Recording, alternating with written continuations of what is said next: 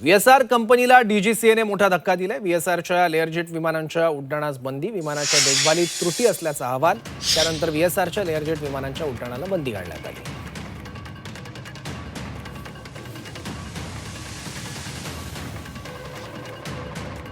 विमानाच्या देखभालीत त्रुटी असल्याचा अहवाल देण्यात आलाय आणि त्रुटी दूर होईपर्यंत विमानांना उड्डाणास बंदी घालण्यात आली आहे। प्रेस नोट आहे डीजीसीएची, जी व्हीएसआर कंपनीला बजावण्यात आलेली आहे। नोटीस सुद्धा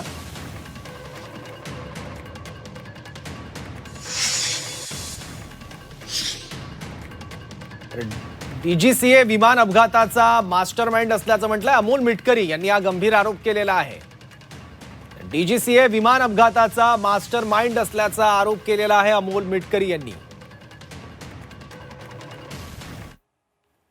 व्हीएसआर कंपनीची विमानं डीजीसीएच्या परवानगीशिवाय उडू शकत नाहीत आणि अजितदादांसारख्या नेत्याच्या विमानाच्या बाबतीत जर इतकी असंवेदनशीलता डीजीसीएला होती तर याचा अर्थ स्पष्ट आहे, अजितदादाच्या घातपातामागे डीजीसीएचाच हात आहे असा आमचा सर्वांचा अंदाज आहे।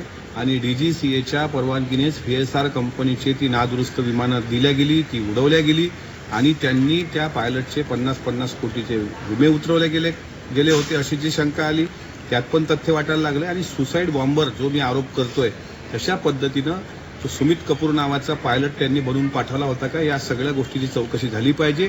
डीजीसीए हीच खरी दादांच्या घातपाताचा मास्टरमाइंड आहे। डीजीसीएनी त्यांची चूक व्हीएसआरवर लोटू नये।